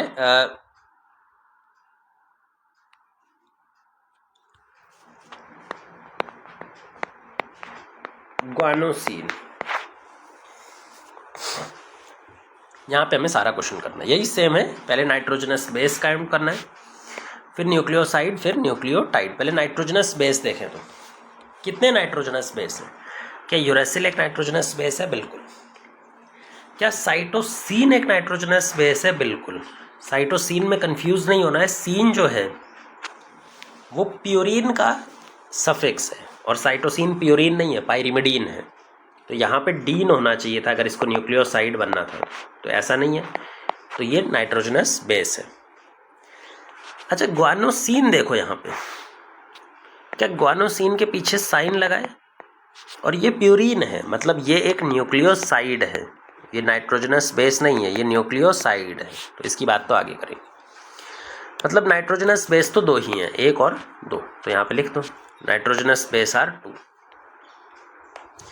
न्यूक्लियोसाइड की बात करते हैं। देखो न्यूक्लियोसाइड में दो सफिक्स ढूंढने हमें, या तो डीन या फिर सीन। डीएनए और आरएनए का तो अलग अलग बताया नहीं है, हमें सिर्फ और सिर्फ क्या बोला है, न्यूक्लियोसाइड। तो या तो डीन सफिक्स ढूंढ लो या सीन सफिक्स ढूंढ लो, सिर्फ साइटोसिन को छोड़ के, वो अलग केस होता है। क्या ये साइटिडीन है? तो ये एक हमारे पास में न्यूक्लियोसाइड हो गया। बाकी तो फॉस्फेट ग्रुप है, एसिडिक ग्रुप है, मतलब ये दोनों न्यूक्लियोटाइड हैं, क्योंकि इनके पास फॉस्फेट ग्रुप है, एसिडिक ग्रुप है, एसिडिक नेचर है। तो न्यूक्लियोसाइड सिर्फ एक है, ये वाला।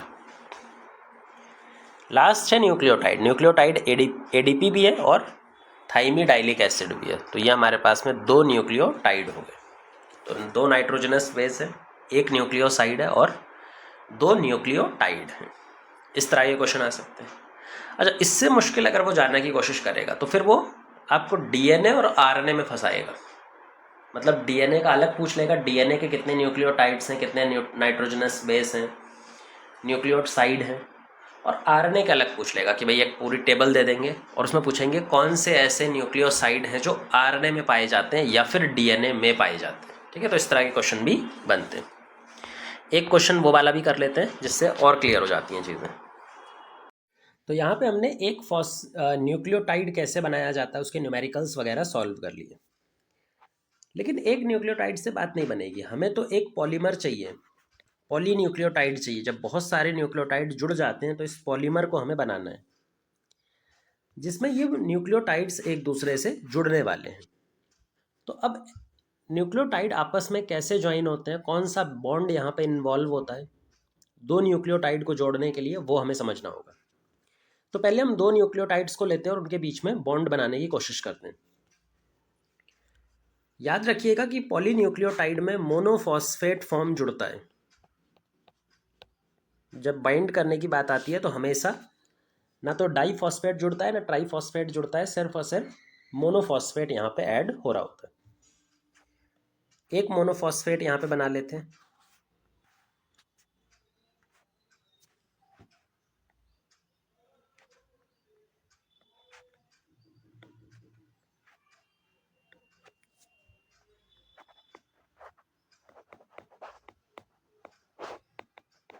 OH इधर लगा हुआ है नाइट्रोजनस बेस, यहाँ पे OH ग्रुप है। यहाँ पे कुछ भी हो सकता है, ये अगर राइबोस शुगर है तो वो जर्नल मान लेते हैं। मान लो ये 5 कार्बन की शुगर है, ये 3rd प्राइम कार्बन है और ये 5th प्राइम कार्बन है। इन्हीं दोनों के रिस्पेक्ट में बाइंडिंग होती है। ये एक न्यूक्लियोटाइड हो गया, यहाँ पे एक और न्यूक्लियोटाइड बना देते हैं, एक और न्यूक्लियोटाइड नाइट्रोजनस बेस है, इसके पास में CH2 ग्रुप, फॉस्फेट ग्रुप, यहाँ पे OH ऊपर लिख दीजिए। ये OH ग्रुप, इसका 3 प्राइम कार्बन, इसका 5 प्राइम कार्बन। जब भी बाइंडिंग होती है ना तो क्या होता है कि पहले वाले का जो 3 OH ग्रुप होता है, ये फर्स्ट है और ये सेकंड है। तो जो पहला वाला होता है उसका 3 प्राइम OH ग्रुप इस सेकंड न्यूक्लियोटाइड के फॉस्फेट ग्रुप के OH ग्रुप के साथ में कंडेंसेशन रिएक्शन करता है। अब देखो ये एक एसिडिक ग्रुप है, फॉस्फेट ग्रुप है, एसिड ग्रुप, और ये एक अल्कोहल ग्रुप है। ये दोनों कंडेंस होते हैं, यहाँ से वाटर निकल जाता है और वाटर निकलने के बाद एक डायरेक्ट बॉन्ड बन जाता है, Easter bond, phospho ester bond. आपको याद होगा कि ये वाला जो बॉन्ड था ये भी ईस्टर बॉन्ड था, ये जो नया बॉन्ड बना है ये भी ईस्टर बॉन्ड है। तो इस पूरे बॉन्ड को जो यहाँ से लेकर यहाँ तक ये जो कंप्लीट बॉन्ड बना है, क्या यहाँ पे 2 ईस्टर बॉन्ड है, 2 फॉस्फो ईस्टर बॉन्ड है, इसीलिए इस पूरे बॉन्ड का एक स्पेसिफिक नाम मिल जाता है phospho die Easter bond, phospho die ester bond.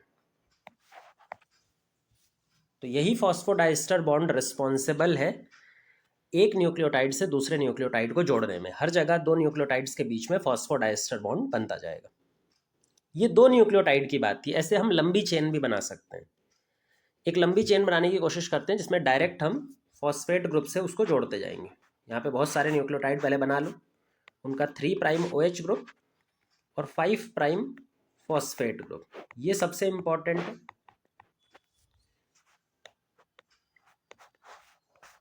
Three prime OH group, इधर फॉस्फेट ग्रुप। सिंपल एक फॉस्फेट डायरेक्ट लिख दो, अब पूरा लिखने की जरूरत नहीं है। यहाँ पे 3' OH ग्रुप और इधर है CH2, इस पे लगा हुआ है फॉस्फेट ग्रुप। ऐसी एक लंबी सी चेन बन जाएगी। यहाँ पर नाइट्रोजनस बेस है सब पे, फर्स्ट पोजीशन पे, फर्स्ट प्राइम कार्बन पे।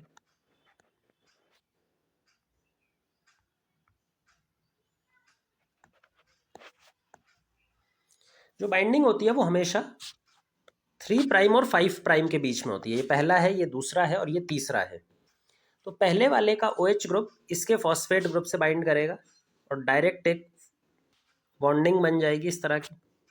हाइड्रोजन यहाँ से रिमूव हो जाएगा, जो हाइड्रोजन है वो यहाँ से रिमूव हो जाएगा। यहाँ पे भी ऐसा होगा, ये बाइंडिंग बन जाएगी। तो ये जो बॉन्ड है ये एक फॉस्फोडाइस्टर बॉन्ड है, ये जो एक बॉन्ड है ये एक फॉस्फोडाइस्टर बॉन्ड है। ऐसे लंबी तरह से फॉस्फोडाइस्टर बॉन्ड बनता जाएगा। नए वाले हमेशा 3' OH ग्रुप पर आकर ऐड होते जाते जाएंगे। तो जितना भी फॉस्फोडाइस्टर बॉन्ड बनाना है वो यहीं पे बनेगा। ये इसी एक चेन को, ये जो पूरी चेन बनती जा रही है फॉस्फोडाइस्टर बॉन्ड की वजह से, इस चेन को बुलाते हैं पॉलीन्यूक्लियोटाइड। ये जो पूरी चेन बन रही है दिस इज पॉलीन्यूक्लियोटाइड। अब ये पॉलीन्यूक्लियोटाइड अगर RNA वाले राइबोस न्यूक्लियोटाइड का है तो इसको बोलते हैं पॉली राइबोन्यूक्लियोटाइड, पॉली राइबोन्यूक्लियोटाइड। या फिर अगर DNA वाले डीऑक्सी न्यूक्लियोटाइड का है तो पॉली डीऑक्सी राइबोन्यूक्लियोटाइड। तो दोनों में से कुछ भी बन सकता है। जब भी पॉलीन्यूक्लियोटाइड बनता है तो उसमें ध्यान देना कि एक ये वाला एंड जो है, जो दो एंड्स बनते हैं, मतलब जब ऐसे चेन बनेगी पूरी तो इसके दो एंड्स बनते हैं। एक एंड ऐसा होता है जहाँ पे 5' पोजीशन कार्बन पे फॉस्फेट ग्रुप फ्री होता है, जिसको हम 5' एंड भी बोलते हैं या फॉस्फेट ग्रुप एंड भी बोला जाता है, क्योंकि यहाँ पे फॉस्फेट ग्रुप फ्री फॉर्म में है, ये कोई बॉन्डिंग फॉर्मेशन नहीं कर रहा, आगे तो कुछ है ही नहीं। और दूसरा एंड जो होगा बिल्कुल अपोजिट, उस पर 3' ग्रुप पर OH ग्रुप फ्री रहता है।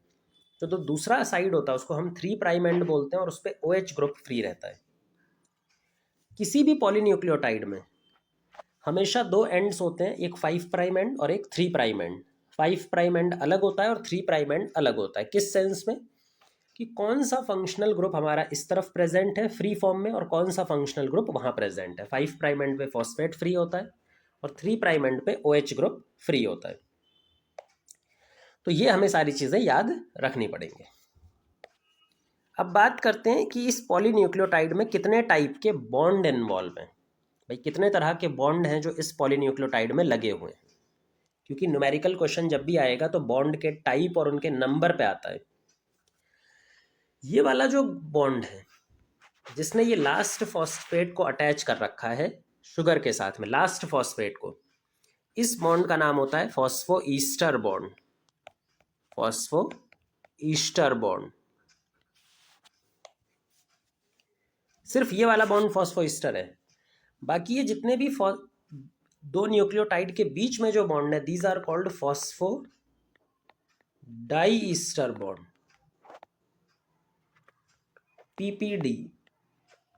PPD। Phospho die Easter bond. ये फॉस्फो ईस्टर बॉन्ड नहीं है, फॉस्फो डाई ईस्टर बॉन्ड। एक और इंपॉर्टेंट बॉन्ड है जिसका नाम है N ग्लाइकोसिडिक बॉन्ड, जो कि शुगर और नाइट्रोजनस बेस के बीच में लगता है। N ग्लाइकोसिडिक बॉन्ड, ये वाला बॉन्ड। फ्री फॉस्फेट ग्रुप और फ्री OH ग्रुप कितने होते हैं? 5' एंड पे एक फॉस्फेट ग्रुप फ्री होता है और 3' एंड पे एक हाइड्रोक्सी ग्रुप फ्री होता है 3 प्राइम एंड वाला। तो अगर 5 प्राइम फॉस्फेट की बात करें तो वो हमारा एक फ्री रहेगा एक चेन में, लास्ट सबसे पहला वाला। और OH ग्रुप की बात करें, 3rd प्राइम OH ग्रुप, तो सबसे लास्ट वाला जो एक OH ग्रुप होता है, 3rd पोजीशन OH ग्रुप, वो फ्री होता है। इन सारी चीज़ों पे न्यूमेरिकल क्वेश्चंस बनते हैं।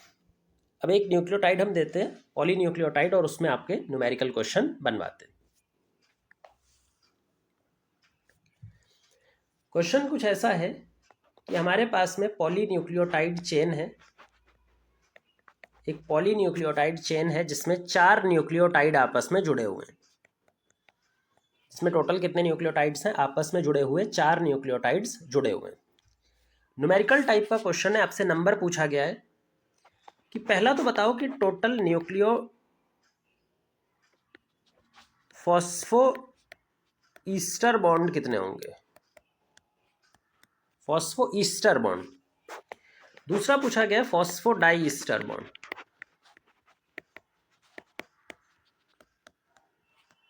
Die Easter bond. तीसरा पूछा गया है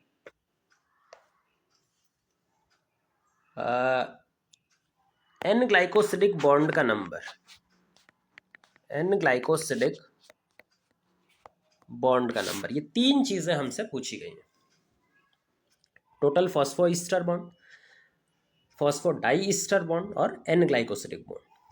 तो वैसे तो धीरे धीरे करके आप जब प्रैक्टिस ज़्यादा हो जाती है तो आप डायरेक्ट भी सॉल्व कर सकते हैं, लेकिन अभी के लिए हम यहाँ पर एक ड्रॉ करके देख लेते हैं, वो ज़्यादा इजी होता है अभी अगर, क्योंकि हमने अभी स्टार्ट किया है जस्ट, तो ड्रॉ करके समझ में ज़्यादा आएगा।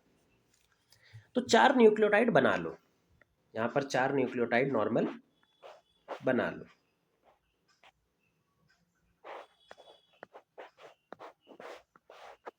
सिर्फ रिप्रेजेंटेशन बनाना है हमें, पूरा कंप्लीट डिटेलिंग उसकी नहीं करनी है। अब की बार जो जो बॉन्ड पूछा गया बस वो लिखते जाओ। क्या 2 न्यूक्लियोटाइड्स के बीच में एक फॉस्फोडाइस्टर बॉन्ड होता है? बिल्कुल। क्या 2 न्यूक्लियोटाइड्स के बीच में एक फॉस्फोडाइस्टर बॉन्ड होता है? बिल्कुल होता है। अभी तो टोटल फॉस्फोडाइस्टर बॉन्ड की ही पहले बात कर लेते हैं, तो कितने हो गए? 1 2 3। क्योंकि ये लीनियर चेन है, और लीनियर चेन में जब भी किसी n नंबर ऑफ मॉलिक्यूल्स को हम ऐड करते हैं तो उनके बीच में बनने वाले बॉन्ड n-1 होते हैं। तो यहाँ पर टोटल 4 हैं, तो हमारे 3 फॉस्फोडाइस्टर बॉन्ड बनेंगे। आप काउंट भी कर सकते हो, डायरेक्ट भी जा सकते थे। तो फॉस्फोडाइस्टर बॉन्ड 4 बन जाएंगे। टोटल फॉस्फो ईस्टर बॉन्ड, ये जो फॉस्फो ईस्टर बॉन्ड है ना, ये तभी दिखाई पड़ेगा जब कोई फ्री फॉस्फेट है, जहां पे आगे चल करके दूसरे किसी न्यूक्लियोटाइड से बाइंड नहीं करना। और आपको मालूम होगा कि फ्री फॉस्फेट ग्रुप सिर्फ और सिर्फ यहाँ पे प्रेजेंट होता है 5 प्राइम कार्बन पे, क्योंकि ये जो 5 प्राइम पोजीशन पर फॉस्फेट ग्रुप प्रेजेंट है सिर्फ यही फ्री होता है, बाकी हर जगह पे वो बाउंड होता है। तो कितने total phospho dice ester bond बनेंगे? सिर्फ एक, वो भी एंड वाले, मतलब सबसे पहला वाला जो न्यूक्लियोटाइड होता है वो फॉस्फो ईस्टर बॉन्ड का फॉर्मेशन करता है। किसी भी पॉलीन्यूक्लियोटाइड की बात कर लें आप, तो फॉस्फो ईस्टर बॉन्ड कितने हो जाएंगे? एक। लास्ट है एन ग्लाइकोसिडिक बॉन्ड। बेटा एन ग्लाइकोसिडिक बॉन्ड किसके बीच में था? नाइट्रोजनस बेस और पेंटोज शुगर के बीच में। हर एक न्यूक्लियोटाइड पे एक नाइट्रोजनस बेस जुड़ा ही होता है, यहाँ पर भी जुड़ा रहेगा, यहाँ पर भी जुड़ा रहेगा, क्योंकि हर एक नाइट्रोजनस बेस एक शुगर से जुड़ता ही है। तो हमें तो बस शुगर काउंट कर लेनी चाहिए, और हर न्यूक्लियोटाइड में एक शुगर होती है। तो यहाँ पे टोटल 4 नाइट्रोजनस बेस मिलेंगे, और 4 नाइट्रोजनस बेस के लिए 4 एन ग्लाइकोसिडिक बॉन्ड मिलेंगे। तो टोटल एन ग्लाइकोसिडिक बॉन्ड कितने हो जाएंगे? 4।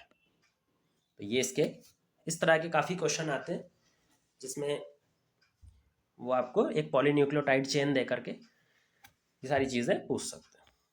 एक और एक एग्जांपल ले लेते हैं, अब की बार डायरेक्ट सॉल्व करने की कोशिश करेंगे, पूरा चेन नहीं बनाएंगे, कोशिश करेंगे कि भाई डायरेक्ट सॉल्व हो जाए, उससे ये पता लगेगा कितने कंसेप्ट क्लियर हुए। मान लो हमारे पास में एक 100 न्यूक्लियोटाइड की चेन है, एक 100 न्यूक्लियोटाइड की चेन है जिसको हम पॉलीन्यूक्लियोटाइड चेन बुला रहे हैं। इस पॉलीन्यूक्लियोटाइड चेन में आपको बताना है, नंबर बताना है किस किस का, फॉस्फोडाइस्टर बॉन्ड का। वही सेम क्वेश्चन रहता है, कभी भी चेंज नहीं होता इस पे बेटा। दूसरा रहेगा टोटल नाइट्रोजनस बेस कितने हैं, इसका नंबर बता दो। फिर वो आपसे पूछ लेता है कि 3 प्राइम OH ग्रुप कितने फ्री फॉर्म में कितने नंबर में प्रेजेंट हैं। सेम हमें कुछ नहीं करना, डायरेक्ट सॉल्व करना है तीनों को, इसी तरह के क्वेश्चन आते हैं। देखो फॉस्फोडाइस्टर बॉन्ड निकालने का सिंपल सा तरीका है कि अगर 2 मॉलिक्यूल्स को जोड़ना हो तो एक फॉस्फोडाइस्टर बॉन्ड लगेगा, 3 को जोड़ना हो तो 2 लगेंगे, 4 को जोड़ना हो तो 3 लगेंगे। अगर लीनियर चेन है, याद रखना है चेन लीनियर होनी चाहिए, अगर सर्कुलर है तो फिर अलग हो जाता है। अगर चेन लीनियर है और बाय डिफॉल्ट हम मान के चलेंगे कि जब तक दिया हुआ नहीं है क्वेश्चन में तो चेन लीनियर चेन है DNA या फिर RNA की, तो वहां पे फॉस्फोडाइस्टर बॉन्ड हमेशा N-1 लगता है, जहां पे N नंबर ऑफ न्यूक्लियोटाइड्स या फिर मोनोमर यूनिट है। तो यहाँ पर अगर ध्यान से देखें तो टोटल न्यूक्लियोटाइड्स कितने हैं, 100। तो फॉस्फोडाइस्टर बॉन्ड कितने बनेंगे, 99। टोटल 99 फॉस्फोडाइस्टर बॉन्ड मिलेंगे। नाइट्रोजनस बेस की बात करें तो जितने न्यूक्लियोटाइड होते हैं, हर न्यूक्लियोटाइड पे एक नाइट्रोजनस बेस होता ही है, चाहे वो बाउंड रहे या अनबाउंड रहे, एक न्यूक्लियोटाइड पे एक नाइट्रोजनस बेस होता ही है। तो अगर 100 न्यूक्लियोटाइड्स हैं तो 100 नाइट्रोजनस बेस भी दिखाई पड़ेंगे, तो ये तो हमेशा 100 दिखाई पड़ेगा ही। अब बात करते हैं 3 प्राइम OH ग्रुप की।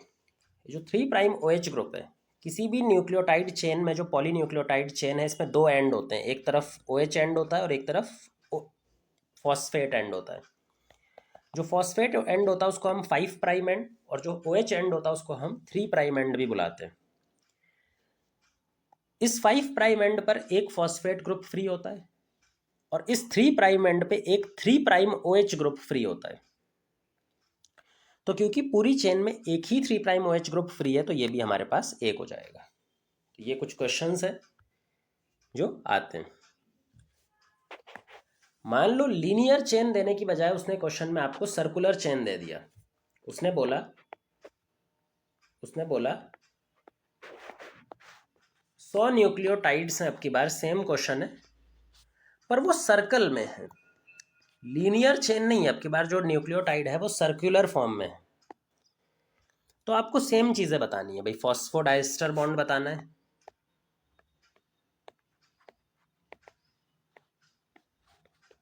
ग्लाइकोसिलिक बॉन्ड बताना है,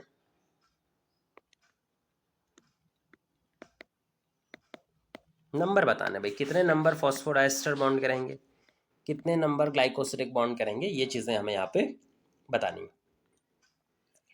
देखो लीनियर के अलावा अगर हम सर्कुलर की बात करें तो दोबारा से देखते हैं, अगर 2 चीज़ों को 3 को जोड़ना हो, क्योंकि सर्कल तो 3 में ही बनेगा, या मान लो 2 का ही जोड़ना हो, कितने बॉन्ड लगेंगे, 2, एक ये लगेगा और एक ये लगेगा। अच्छा 3 मॉलिक्यूल्स को जोड़ना हो तो कितने बॉन्ड लगेंगे, 3, 1 2 3। 4 को जोड़ना हो तो 4, 1 2 3 4। लीनियर में ऐसा नहीं होता, लीनियर में अगर आपको 4 जोड़ना है तो 1 2 सिर्फ 3। लीनियर में हम N-1 का फॉर्मूला लगाते हैं, लेकिन सर्कुलर में हम फॉर्मूला N रखते हैं, मतलब जितने मॉलिक्यूल्स उतने ही बॉन्ड। तो अगर फॉस्फोडाइस्टर बॉन्ड निकालना है तो 100 न्यूक्लियोटाइड के लिए लगने वाले फॉस्फोडाइस्टर बॉन्ड 100 हो जाएंगे, 100 फॉस्फोडाइस्टर बॉन्ड की जरूरत हमें पड़ेगी क्योंकि ये सर्कुलर है। अगर ग्लाइकोसिलिक बॉन्ड की बात कर रहे हो तो जब हम ग्लाइकोसिलिक बॉन्ड की बात करते हैं तो नंबर ऑफ न्यूक्लियोटाइड्स देखे जाते हैं, उनमें सर्कुलर फॉर्म में कोई फर्क नहीं पड़ता, लीनियर फॉर्म से कोई फर्क नहीं पड़ता। तो टोटल न्यूक्लियोटाइड्स कितने हैं, 100। तो ग्लाइकोसिलिक बॉन्ड N ग्लाइकोसिलिक बॉन्ड भी 100 हो जाएंगे, तो 100 तो यहाँ पे आएगा ही क्वेश्चन में, आंसर में। तो ये हमने न्यूक्लियोटाइड्स कैसे बनते हैं, न्यूक्लियोटाइड्स जुड़ करके पॉलीन्यूक्लियोटाइड्स कैसे बनते हैं, किस तरह के दोनों पर क्वेश्चन आते हैं, न्यूमेरिकल क्वेश्चन, वो सब हमने यहाँ पे सॉल्व कर लिया।